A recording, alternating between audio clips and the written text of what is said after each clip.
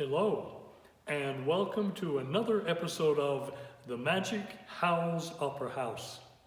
In this episode, we will continue sharing our appreciation and love for this historic Howells Opera House, how we felt when the COVID-19 pandemic shut us down for a while, how happy we were to be able to perform again, and now how important it is for us to get our compromised ceiling structure repaired so that we can have performances again for many, many years. Thank you, and please enjoy. How do you feel about your experience here at the theater? I spent a lot of time in this building just in awe of the talent that was in this area and the fact that this little confined space allows you to be many different things. You can be you can be whoever you want to be on that stage, and usually the drama you bring from home is left in the car. And when you walk through the doors, then you pick up this drama, and there's peace, and there's contentment, and there's help, and there's frustration, and sometimes we've seen many, many aspects of different emotions, but usually everything at home is left at home. So have you done anything that's made you stretch? Oh, getting on that stage, putting on a costume, yeah. It is. So what about the people you've worked with? Oh man, from so many various walks of life, from every age imaginable. Some of them are gone. Kent Severe is no longer here with us. Some have simply moved away, but some are no longer here. We have a whole wall downstairs that talks about people that have supported this place, and we were blessed to see them come in and out of the building through whatever time, whether they were ushers or maybe they helped backstage or maybe they just simply popped in for the show. So again, the experiences you have here on the negative, I think, are very rare.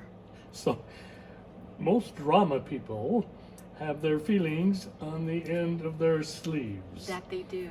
And have you they ever do. dealt with Oh, oh my goodness. indeed. Mostly I've dealt with that kind of drama here. And I've gotten to wear a headset where I can hear things downstairs or on the stage that nobody else is privy to. Speaking of privy, there's that as well. Sometimes it's a little trip to the privy that might keep you a little bit going, oh, take off my Take headset. off your headset. Where's the off button? But you hear dates being made, you hear recipes being said, you hear, encouragement, you hear lots of things like that over that headset. And yeah, sometimes there's issues that you have to work out, but usually that drama, again, doesn't usually go home with you. It's left here. You come back, you pick it up, and you dust it off, and you figure what else you can do. So has your family, what has they've been involved in these plays? That is why I'm here. I brought our two sons to try out for Oklahoma back in 1991, and I was encouraged to try out too because I'd be driving those boys back and forth. So from 1991, we've been either somebody in our family's been on stage, or we've been a part of the production, whether it's been in the sound booth or helping with lights or stage managing, downstairs doing makeup, helping sew costumes, ushering. I've never and never want to direct or assistant direct. So have you ever had a funny experience or a disaster or anything that happened on stage? Well, I guess the disasters that most of us would relate to are the times we go out on the stage and go, well, I don't remember my line. I don't remember the next word in the song. I don't remember where I'm supposed to be. Those things are probably treacherous to us at the time, but some of the funny things are just interaction with the audience, which I've gotten to do when I got to play Sister Amnesia in Nonsense.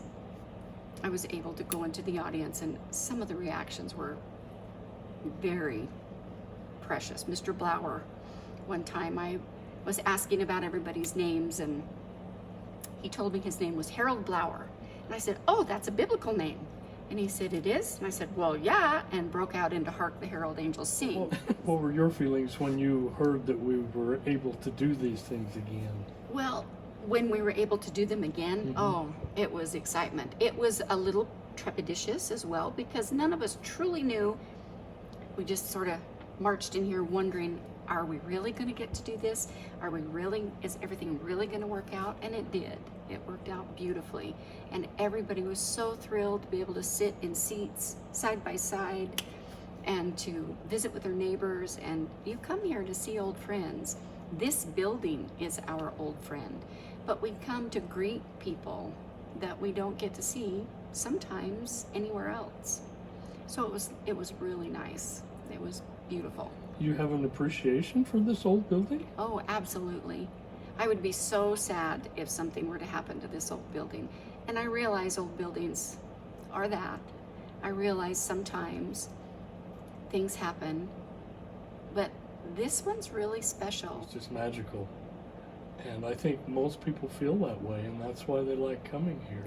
Yeah, the first show I ever saw was Seven Brides in this building. And so you never forget the first. You never forget the first time you're on that stage, the first time you help direct, the first time you do sound, the first time you do any of those things. They're welded in your memory. You don't forget those things. So. Pretty good stuff. Yeah, it is.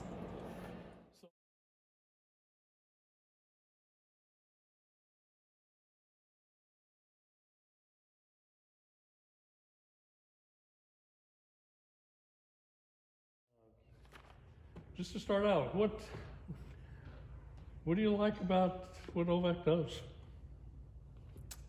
I love the shows. You know, I love the ones particularly that people are familiar with, and it is able to show off local talent and involve a lot of people who otherwise wouldn't be involved in anything like this. You know, that's kind of how I got started, and I had no aspirations of being in a play, for heaven's sakes, but some opportunities came, and it's just been fun to get to know people and work with people, and occasionally make a fool of yourself on the stage, and Yeah. it's all good. Yeah. So, how do you feel about the range of cast that we have, from young to old, and how's been your interaction with them? Is there any favorite part of that? You know, I like is we're able to involve more people, especially from young to old. You know, there have been some really great plays, some that I've personally been involved in with, like The Wizard of Oz, and with Annie, that had large casts, had a lot of people involved, and it was always just so much fun. I've gotten to know people that I otherwise probably wouldn't know, and you know, our paths probably wouldn't have crossed, and so that's been really rewarding for me. That one play that Kent directed, you know, Paint Your Wagon, I loved the movie, and you know, people don't know this about me, but I have a little bit of an unusual voice. And I thought to myself, you know, with my voice, I could play a minor. And I could pull that off, I think. So that's what I auditioned for. And I got a part, and it wasn't the minor. It was the Mormon polygamist. And unbeknownst to me, there was one or two solos of singing in that play. And that greatly pulled me out of my comfort zone. But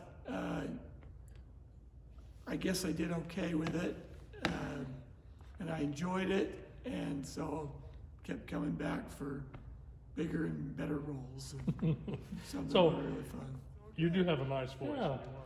Have you ever had a frustrating moment on stage? It depends on how you define frustrating.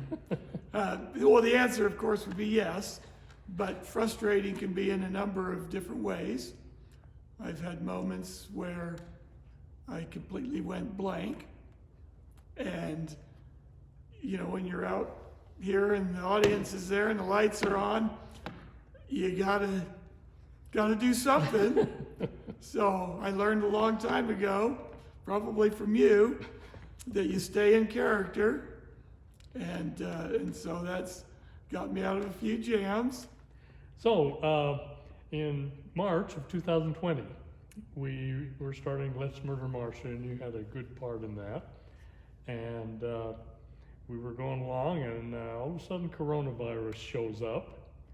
And on Thursday night, March 20th, 2020, we had a discussion after the show because we were concerned about coronavirus. What was your experience with that? There was a lot of uncertainty because we didn't know the ramifications of it. Particularly early on, people didn't know exactly how deadly the virus was and those kinds of things. And we saw what other people were doing, and I think churches were kind of shutting down and not going in person, and so we had discussions about, well, should we be doing that? Should we be exposing not only ourselves but our patrons who come to this virus that we don't know about? And so we, again, through discussions and almost voting, made the determination that it might be just the prudent thing to do to not carry on, and that was hard. So we didn't know anything about this virus at the time, and I remember that we were all thinking, well, it'll just be a short time. Do you remember that discussion? Absolutely. How short a time did we think it would be? Yeah, it varied from, a month. Some of the longer projections were, well, if we get through the winter, then it'll go away.